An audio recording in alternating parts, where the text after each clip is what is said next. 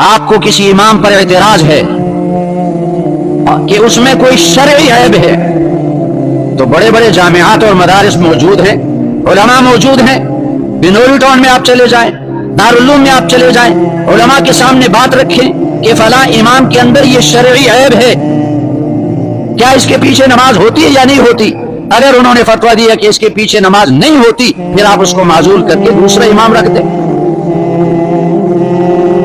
लेकिन खामखा की बातें बनाना, इसका नतीजा जिल्लत और रुसवाई पर पहुंचेगा।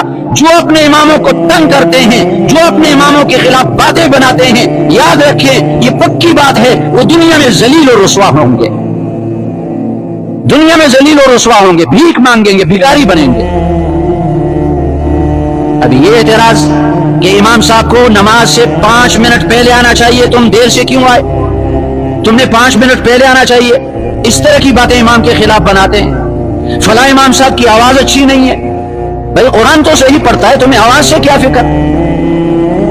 और फला इमाम ऐसा है, फला इमाम ऐसा है, ऐसी बातें उसके तरफ मंसूब करते हैं।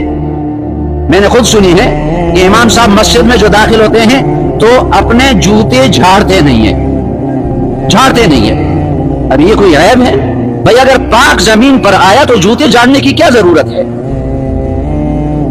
तो चूंकि मैं मजबूर हुआ हूं और मैंने इस मेट्रोविल के 4 मस्जिदों के इमामों के हालात सुने, उन्होंने खुद बताए, मामूली बानों पर कमेटी वाले उनको तंग करते हैं, मुक्तदी उनके खिलाफ बातें बनाते हैं, तो इनका अंजाम बिल्कुल ऐसे ही होगा जैसे साद इब्न अबी वक्कास रज़ी अल्लाह अन्हु पर इल्जाम लगाने वाले वो जलील हुए, वो रुसवा हुए। और याद रखें, जो अपने इमामों के खिलाफ बातें बनाते हैं झूठी, वो अगर उस इमाम के पीछे नमाज पढ़ें तो उसकी नमाज मकबूल नहीं होगी। जाओ बिनोरी टाउन से पूछो, दारुल उलूम से जाकर पूछो, उसकी नमाज मकबूल नहीं होगी। बात जिद्दी किस्म के मुक्तदी होते हैं और वो कहते हैं हम अपने इमाम के खिलाफ बातें भी करेंगे, नमाज भी पढ़ेंगे इसके पीछे। कौन है जो हमें नमाज से रोकता है? भाई तुम्हारी नमाज से फर्ज तो अदा हो जाएगा, फर्ज अदा हो जाएगा, लेकिन नमाज मकबूल नहीं होगी और उस नमाज पर अजर और सवाब मुरत्तब नहीं होगा। और जो दुनिया में जिल्लत उठानी पड़ेगी वो अलग है। अजीब अजीब एतराजात होते हैं। मैं भी एक मस्जिद में इमाम था, इस मस्जिद से पहले, तो कमेटी वाला बेचारा, उसको खरकार कहते थे, उसने एतराज किया। मैं इज्तिमा के लिए चला गया, कराची इज्तिमा, तो कहने लगा आप 2 दिन नमाजें आपने नहीं पढ़ाई, ये लोग एतराज करते हैं। मैंने कहा ठीक है, अपनी मस्जिद संभालो।